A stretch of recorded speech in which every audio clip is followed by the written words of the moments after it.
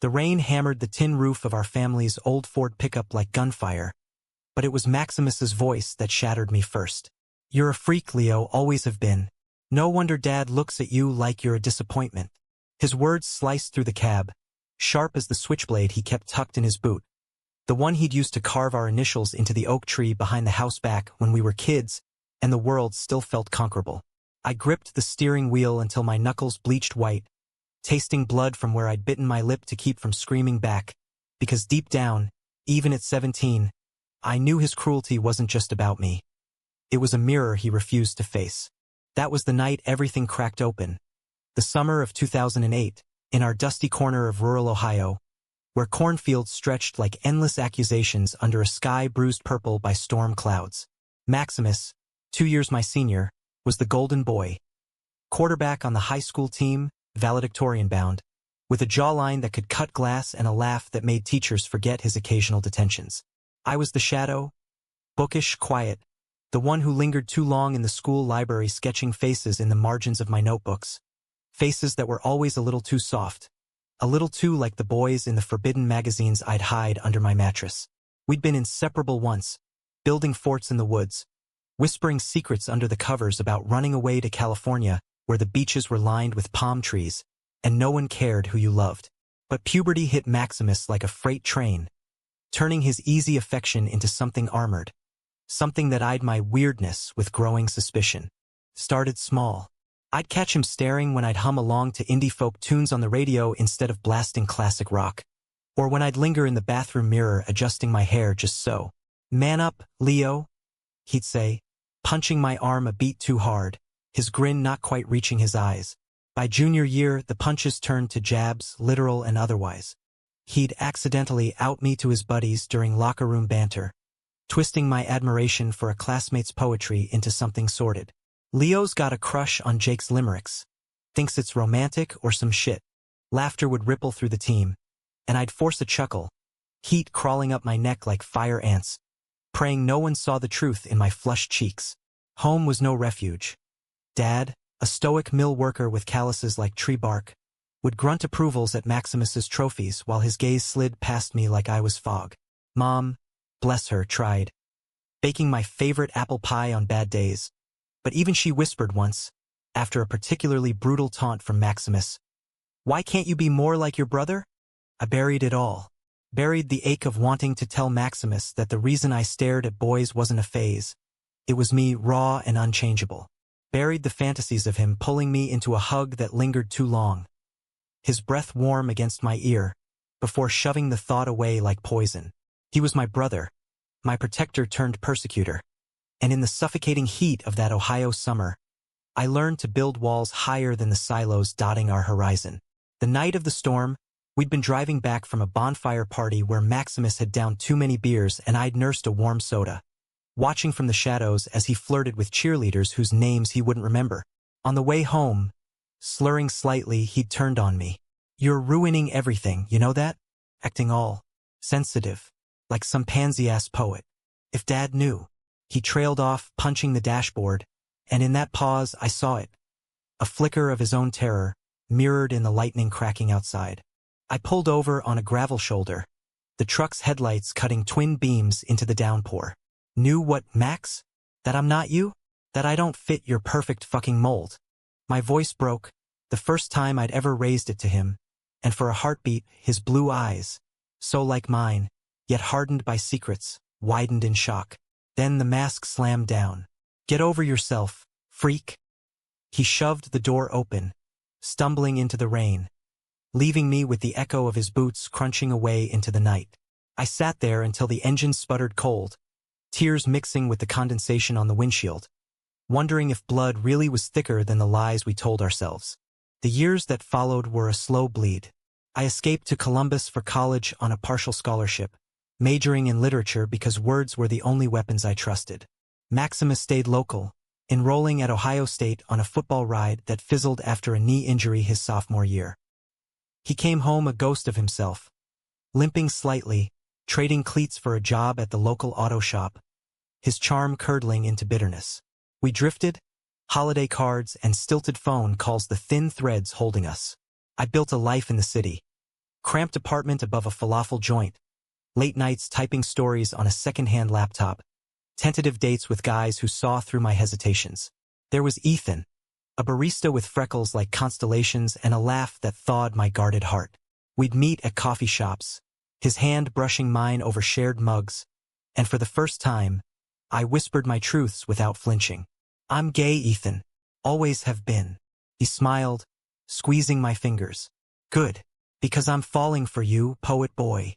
But Maximus haunted the edges. A Christmas visit home in 2012, and there he was, sprawled on the living room couch, nursing a beer while Mom fussed over her fruitcake. Heard you're shacking up with some artsy type, he said, voice laced with that old venom. I froze in the doorway, coat half off. His name's Ethan. And yeah, we're serious. The room went still. Dad cleared his throat. Mom busied herself with napkins. Maximus's lip curled. Figures. Always knew you were. Off. The word hung like smoke, and I saw Ethan, visiting for the first time, shift uncomfortably beside me. Later, in the kitchen, Maximus cornered me. You're gonna regret parading that around here. This town's not ready for your bullshit. His breath reeked of whiskey, eyes bloodshot, and I wondered if it was projection or just plain hate. What about you, Max? Still chasing skirts to prove something? He laughed, a hollow bark, and shoved past me, shoulder clipping mine like a warning shot. Ethan and I lasted 2 years, a tender rebellion against my past. We dreamed of road trips down Route 66, of publishing my short stories in little magazines that paid in contributor copies. He was the first to say, I love you, without qualifiers. His arms a safe harbor during the storms of doubt that Maximus's echoes stirred. But cracks formed. My reluctance to introduce him fully to the family. The way I'd flinch at loud voices reminiscent of my brother's rages. When we broke up in the fall of 2014, it was mutual. A quiet unraveling over cold pizza in our apartment. You deserve someone who isn't half-haunted. Leo? Ethan said, kissing my forehead one last time. I nodded, throat tight, and watched him go, the door clicking shut like a full stop on our chapter. Alone again, I threw myself into writing, penning stories of fractured brothers and hidden longings that literary agents politely rejected. Maximus's life, from afar, seemed a straight line to regret. A string of short-lived girlfriends, a promotion at the shop that came with overtime and ulcers, calls home where he'd rant about the world's gone soft. Then, in the spring of 2016, Dad's heart attack pulled me back to Ohio. The hospital room smelled of antiseptic and wilted flowers. Mom's hands wringing like dish rags as machines beeped Maximus's steady vitals. No, Dad's. Maximus arrived late, disheveled in a flannel shirt stained with grease, collapsing into a chair with a muttered curse. Heard about the old man, he said to me, avoiding my eyes. We sat in silence, the weight of unspoken years pressing down, until he finally cracked. You look good, Leo. City life's treating you right. I snorted. Compared to what? Your charm school. It was a cheap shot, but the old wounds festered. He winced, rubbing his jaw. Look, about back then. I was a dick. A scared kid. Apology. From Maximus? I leaned forward, heart thudding. Scared of what? Me? Or yourself? His face shuddered, and he stood abruptly. Forget it. Dad pulled through, a grizzled survivor with new pills and promises to quit smoking. But the hospital vigil bonded us in fragile truce. Over takeout in Mom's kitchen that week, Maximus shared snippets.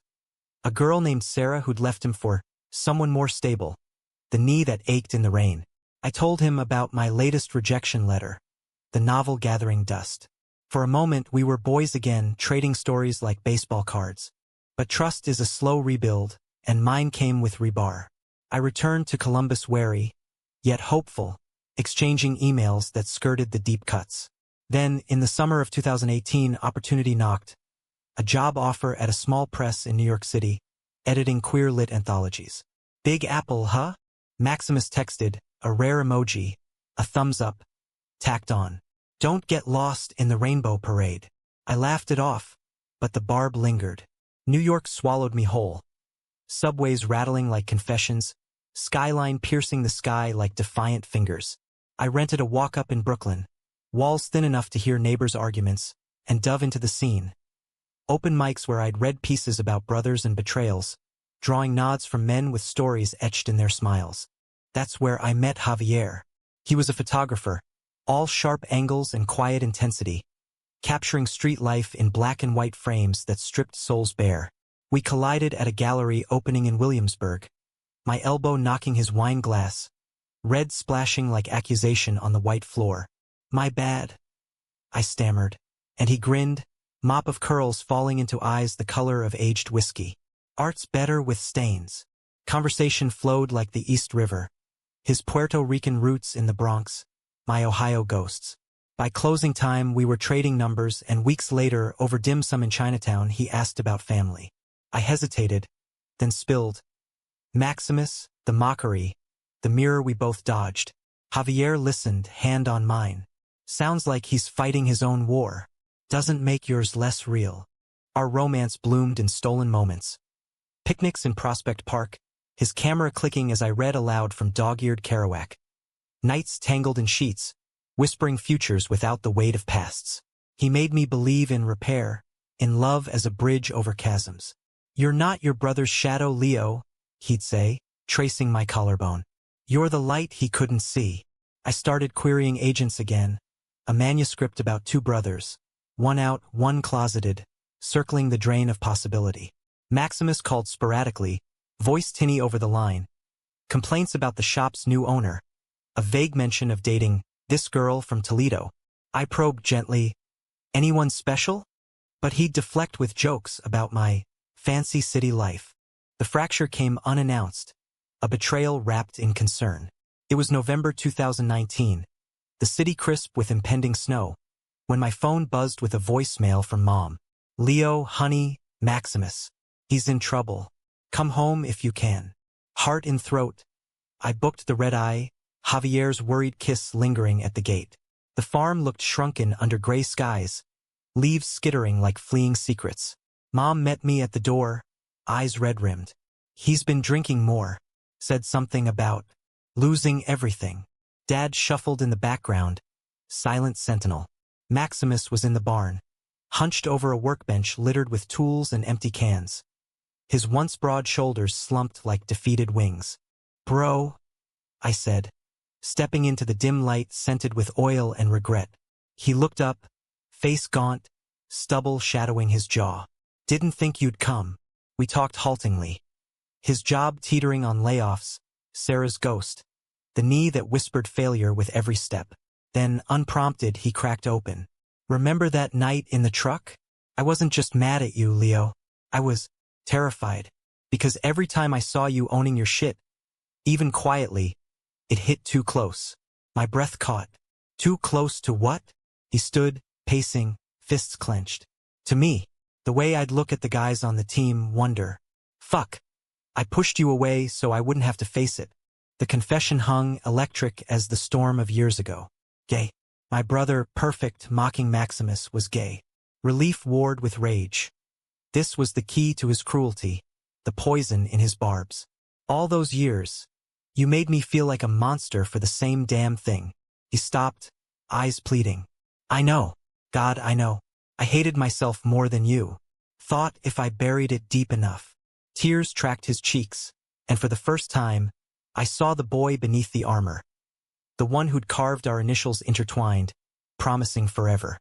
We embraced then, awkward and fierce, the barn's shadows folding around us like absolution. But absolution's fragile, and the real storm brewed back in New York. I'd left my laptop open during the rush, manuscript emailed to an agent that morning. A raw draft titled Shadows of the Silo, heavy with our shared pain. Maximus, in a haze of vulnerability, had asked to read it during my visit. "Show me what you've been hiding too." I hesitated but shared the file, trusting the thaw. Days later, back in Brooklyn, my agent called ecstatic. "Leo, this is gold, personal, visceral. But how'd your brother feel about the dedication?" To Maximus, my mirror in the dark? Ice flooded my veins. Maximus had forwarded it. Not just to me, but to the agent, unprompted, without a heads up. "He thought it was brilliant," she said. Even added a note. "This is us, raw and real." Relief flickered, but under it, betrayal simmered. He'd claimed my story, our story, without permission, airing our dirty laundry to propel my career. When I confronted him over video call, his face pixelated but earnest. I just wanted to help, Leo, prove I'm not that asshole anymore. By outing us both? Without asking. The call devolved into shouts, old wounds ripping anew. His denial, my isolation, the years stolen by silence. Javier held me through the fallout, his steadiness a lifeline. He's trying more. Clumsy, but trying. We married in a quiet ceremony in Central Park the next spring, 2020, masks and all amid the pandemic's hush. Vows exchanged under budding cherry blossoms. His lens capturing the joy I almost lost faith in. Maximus sent a card. Proud of you, little bro, wish I could be there. No apology, but a postscript. Therapy's kicking my ass. Learning to own it. Progress jagged but real. The climax crashed that December. A white-knuckle drive through a blizzard to Ohio for Christmas. Dad's health had dipped again, and Mom's pleas tugged us homeward. Javier white-knuckled the wheel of our rental, snow whipping like accusations, while I stewed over Maximus's latest email. A halting coming out to the family, met with Dad's gruff, doesn't change a thing, son, and Mom's tearful hugs. We arrived to a house aglow, turkey scent mingling with pine, but tension crackled like the fire in the hearth. Maximus pulled me aside in the mudroom, breath fogging the window. I fucked up with the manuscript. Should have asked. His voice rough, eyes searching. Yeah, you did. I crossed my arms, heart pounding. But, thanks. For reading it. For seeing yourself in it. He nodded, throat working. I want to make it right. All of it. Outside. The storm raged. Wind howling secrets long buried. We stepped into the yard, boots crunching virgin snow. Javier watching from the porch with quiet faith. Remember the tree? Maximus asked, gesturing to the oak silhouette against the gale. I did, the initials faded but enduring. We carved more than names, Leo. We carved a promise. Lightning, no headlights. From a passing plow illuminated his face, raw with the weight of admission. I'm sorry. For mocking you. For being too scared to stand with you. The dam broke. I lunged forward. Not in anger but embrace. Snowflakes melting on our lashes as sobs shook us both. I forgive you, I whispered. The words a release, a bridge rebuilt. But we do this together now. No more shadows. He pulled back, grinning through tears. The old Maximus peeking through, lighter now. Deal. Now get inside before Javier thinks I've kidnapped you. The holiday unfolded in fits of healing. Dad sharing war stories with uncharacteristic warmth. Mom's pie sweeter than memory. Javier's photos capturing the messiness of grace. Maximus opened up over eggnog. His first awkward date with a guy from Cleveland, the terror and thrill of it. Feels like coming home, he said. And I saw the boy who'd once protected me, now protecting himself. Back in New York, the manuscript sold Shadows of the Silo, a quiet hit in indie circles. Reviews praising its tender excavation of brotherhood and self. Maximus visited that summer, 2021, crashing on our couch, exploring the city with wide-eyed wonder. We hit a pride event in the village, rain-slick streets alive with flags and drums, his arms slung over my shoulders, not mocking but claiming. This is us, he yelled over the music, and for the first time, I believed it. Years blurred into grace notes. Dad passed in 2023, peaceful in his sleep, leaving a farm we sold to fund Maximus's move to Columbus for graphic design classes. Something creative, like you. Mom thrived in a senior community, dating a widower who baked worse than she did. Javier and I adopted a rescue mutt named Kerouac, our brownstone filling with the patter of paws and the click of shutters. Maximus found love too. A steady guy named Riley, a mechanic with a poet's soul, and their wedding in 2024, under that same Ohio oak, was a full circle. Vows amid fireflies, brothers as best men, toasting to the mirrors we'd finally polished clean. Looking back, from our Brooklyn stoop on a crisp November morning in 2025, coffee steaming in mugs as Javier sketches beside me, I see the arc not as tragedy but testament. Maximus's mockery was the crucible, forging us through fire into something human, flawed, fierce, forgiven. We're not perfect, my brother and I, We're just men, loving boldly in a world that once demanded silence. And in that, we found our perfect rebellion.